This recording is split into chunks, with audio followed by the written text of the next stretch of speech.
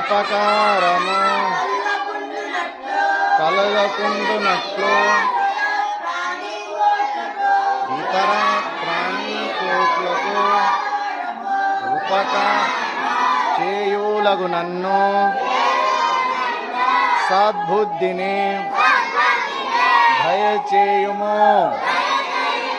సచ్చిదానందమూర్తి నిర్మలాత్మ మా అంతఃకరణమునందు ఎన్నడును ఏ విధమైనను దుష్ట సంకల్పము గాని విషయ వాసన